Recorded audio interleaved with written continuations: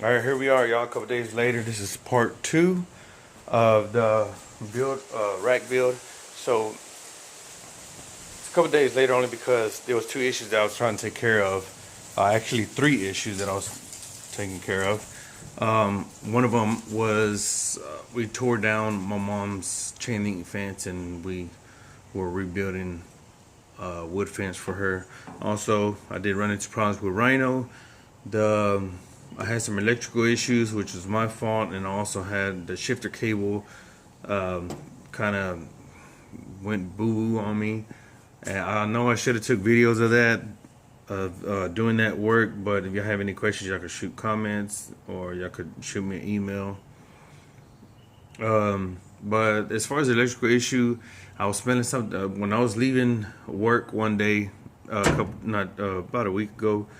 I smelled some electrical burning, and one of my buddies called me, said, "Hey," when I was driving home, he said, "Hey, your rear lights are off; they're not working." So it's an electrical issue that I guess it was my fault. Well, I know it was my fault because whenever I dropped the rear fuel tank, I was putting it back on. You know, I cleaned it up and everything, and whenever I was putting it back on, there's a part of the wiring harness that goes to the back lights was hanging down, and the tank must have caught it some way. So every time I would fill the rear tank all the way up, it would smush down. The corner would smush down on the harness, and man, I had to take the bed off, and I took the dash off because one of my wires actually did melt all the way and started melting other wires. So I had to replace a couple wires on this truck, and everything's good to go now. The shifter cable kind of broke on the bottom. The cable was still attached, but you know, the plastic around it, you'll have a hard time shifting the truck or putting the truck in anything other than park. You can't get it out of park because that happened. So I was having to deal with that. And no, I apologize that I wasn't able to make a video on that, like I said before. But you have any questions or anything like that, I'll answer them to the best of my knowledge. So here we are, part two on this build, and I had to change stuff up a little. Let me show you. All right, here are the few of the changes that I made. So y'all seen the previous one, it was only this part right here. You see my Humber welder. Actually, that's pretty good with small projects like this. Well, it's not that small. Anyway, so had the spacer right here. This rail was closer. I added this spacer to bring it out some because I could not get this angle. With all the different angles that I was cutting out, and I'm talking with some buddies, the rectangular tubing was actually not gonna stay true. So I was planning on welding a plate, and a plate on the back side to make my own square rectangular tubing, but it still wasn't gonna be true, and it was gonna look funny. I already tried it, so sometimes it's a bunch of trial and errors with some stuff that you're making. That's just life. So I went ahead and put this part a little bit further back, and let me show you the angles that I made with this piece. This is actually on that side, not this side. So this is for that side. So look at these crazy angles. Of course, I still need to clean it up, and that's where we're at right now. I ran out of cutting wheels. My wife just so happened to be somewhere to get me some. But I'm gonna go ahead and start working on this right now. As far as welding the other piece in, got some other things I had to take care of with this also. Alright, here we go. Alright, here it is. I went ahead and the other day I welded this all together. Still got the dog ears that I'm taking care of right now. I'm actually getting them both the same shape. And I didn't want just straight square dog ears. I wanted to point up some. So I guess give it more an aggressive look, I guess. And also what I'm gonna be doing, so another pair is I'm gonna be welding right here. So they're gonna be lined up with one another, and this is for whenever I want to use this rack as a utility rack, so I could put some boards and whatnot on top.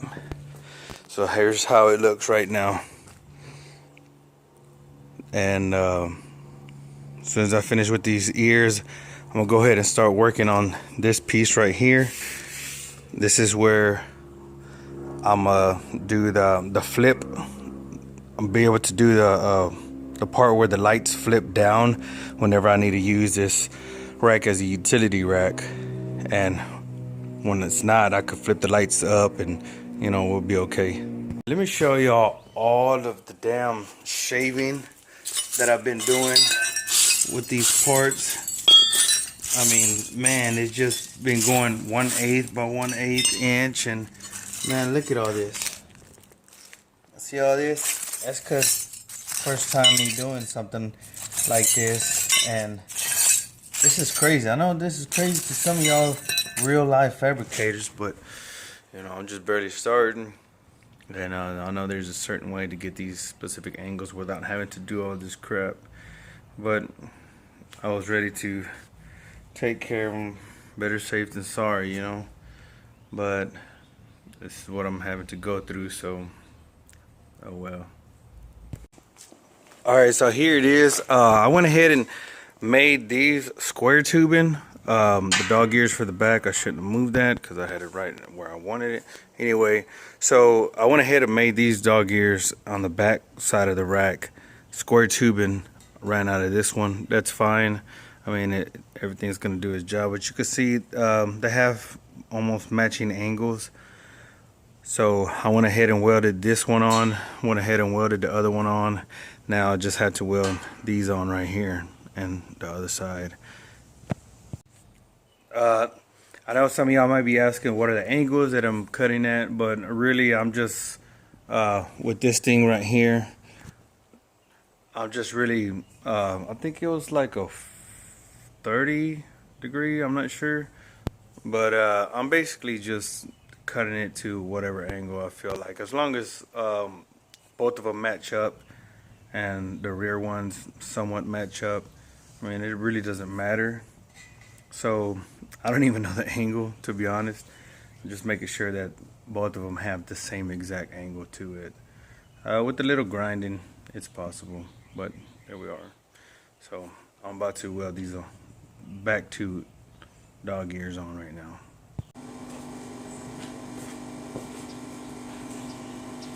No gloves, but you can call O'Shaw on me, it's alright.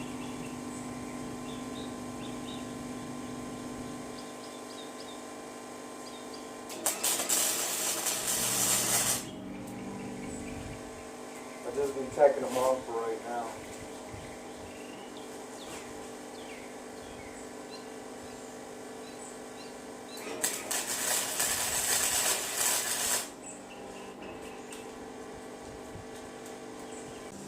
Alright, we're going to go ahead and weld these dog ears on the back side of the rack. We'll go ahead and weld them all the way on now.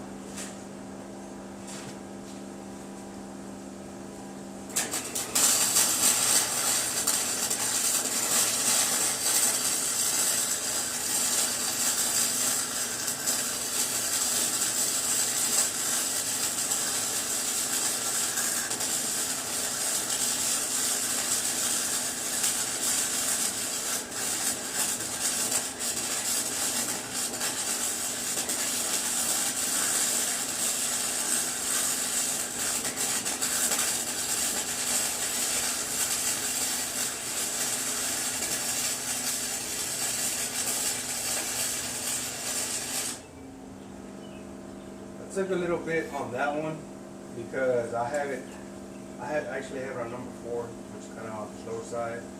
Also because there's a gap that I had to fill in on this side and that side, so that's why it's taking me a little bit longer to do one side. But these other sides are going to be pretty fast with it.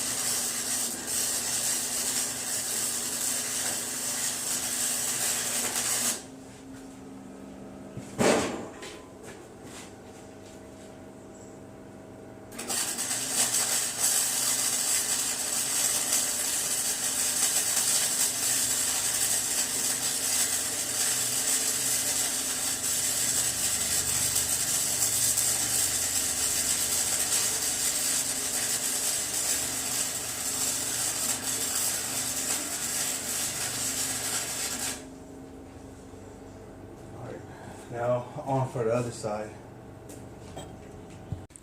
Alright, yeah, here we go with these dog ears. I already welded them all the way on, and as y'all can see, I made 4 plates. Each one has its own plate, and I welded the plate on because I didn't want water to get in there and these dog ears to hold water. So doing it like this, I made sure they're waterproof.